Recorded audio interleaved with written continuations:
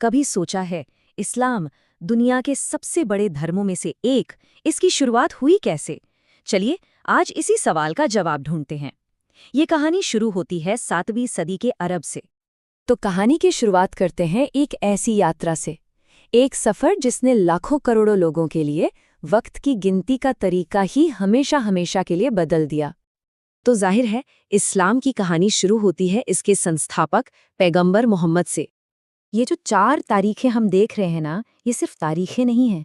ये पैगंबर मोहम्मद की ज़िंदगी के वो 4 सबसे बड़े मोड़ हैं, वो पड़ाव हैं जिन्होंने सच में इतिहास का रुख ही मोड़ दिया। और देखिए, हर बड़ी कहानी की तरह ये कहानी भी एक परिवार से शुरू होती है। पैगंबर मोहम्मद का जन्म हुआ मक्का में। उनके वालिद थे अब्दुल्ला और वालिदा थी अमीना। 25 साल की उम्र में उन्होंने एक विधवा खदीजा से शादी की।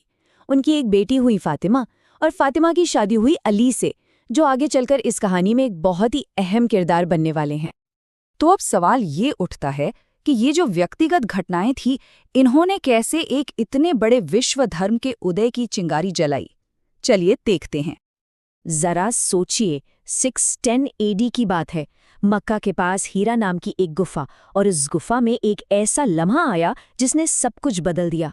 इस्लामी मान्यता के मुताबिक यही वो जगह है, यही वो पल था जब देवदूत जिब्रील ने अल्लाह का पहला संदेश यानी कुरान की पहली आयतें पैगंबर मोहम्मद तक पहुंचाईं। और ये सब जो हम बात कर रहे हैं, ये जानकारी हमें सीधे उन ऐतिहासिक दस्तावेजों से मिलती है जिनमें इन शुरुआती बुनियादी घटनाओं को बाकायदा दर्ज किया गया है। तो मक्का से मदीना की ये यात्रा, जिसे हिजरा कहते हैं, ये इतनी ज़्यादा अहम थी कि इसी दिन से 24 सितंबर 622 AD से एक बिल्कुल नया कैलेंडर शुरू हो गया, जिसे हम आज हिजरी संवत के नाम से जानते हैं। लेकिन फिर 632 AD में पैगंबर मोहम्मद की वफ़ात हो गई, और उनके जाने के बाद एक बहुत ही बुनियादी और बहुत ही मुश्किल सवाल सामने आकर खड़ा हो गया। अब इस बढ़ते हुए समुदाय का नेतृत्व कौन करेगा? और यही वो एक सवाल था जो आगे चलकर इस्लाम के इतिहास के सबसे बड़े बंटवारे की, सबसे बड़े विभाजन की जड़ बना। और यहाँ ये जो फ़र्क है वो बिल्कुल साफ हो जाता है। एक तरफ थे सुन्नी, जिनका मानना था कि लीडर को पैगंबर की कही बातों और उनके कामों के आधार पर चुना जाना चाहिए। वहीं दूसरी तरफ थे शिया, जो ये मानते थे कि लीडरशिप पैगंबर के परिवार में ही रहनी चाहिए, और उनकी नज़र में सही उत्तराधिकारी थे उनके दामाद अली। और फिर 2 ऐसी घटनाएं हुईं जिन्होंने इस बंटवारे को हमेशा के लिए पक्का कर दिया। 661 AD में चौथे खलीफा अली की हत्या, और फिर 680 AD में करबला में उनके बेटे हुसैन की शहादत। इन 2 घटनाओं ने इस खाई को इतना गहरा कर दिया कि इसका असर आज भी हम दुनिया में देखते हैं। चलिए अब आगे बढ़ते हैं और देखते हैं कि इस बंटवारे के बाद लीडरशिप का एक नया सिस्टम कैसे बना, जिसे खिलाफत कहा गया, और इसी दौरान इस्लाम का विस्तार कैसे हुआ।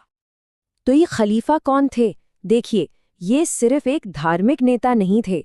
खलीफा का मतलब था पैगंबर मोहम्मद का उत्तराधिकारी, जो पूरे इस्लामी जगत का लीडर था, एक बहुत बड़े साम्राज्य का शासक। और ये जो खिलाफत का सिस्टम था, ये कोई छोटी मोटी चीज़ नहीं थी। ये लगभग 1200 सालों तक चला, और फिर 1924 में ये अचानक से ख़त्म हो गया। इसे ख़त्म करने वाले थे मुस्तफ़ा कमाल पाशा, जिन्हें आधुनिक तुर्की का निर्माता भी कहा जाता है। 1924 में उनके एक फैसले ने खिलाफत को औपचारिक तौर पर ख़त्म कर दिया, और इस्लामी दुनिया का जो पॉलिटिकल मैप था वो हमेशा के लिए बदल गया। अब जाहिर है इस्लाम सिर्फ अरब तक ही सीमित नहीं रहा, इसका प्रभाव दुनिया भर में फैला, और इसका एक बहुत ही अहम पड़ाव था भारतीय उपमहाद्वीप में इसका आगमन। अच्छा, भारत में इस्लाम का आना कोई एक दिन की घटना नहीं थी, ये एक पूरी प्रक्रिया थी। इसकी शुरुआत हुई अरब के व्यापारियों से, जो यहाँ तिजारत करने आते थे। फिर 712 AD में अरबों ने सिंध के इलाके को जीत लिया, और इस जीत के बाद इस्लाम इस हिस्से का एक बहुत ही ज़रूरी धर्म बन गया। और यहाँ एक बहुत ही दिलचस्प बात है। सोचिए, 7वीं सदी का एक शहर मक्का आज भी दुनिया भर के अरबों मुसलमानों की रोज़ की इबादत का सेंटर पॉइंट है। जब मुसलमान नमाज पढ़ते हैं तो वो मक्का की तरफ ही मुंह करते हैं। इसी दिशा को किबला कहते हैं। और अगर हम भारत से देखें तो ये दिशा पश्चिम की तरफ पड़ती है।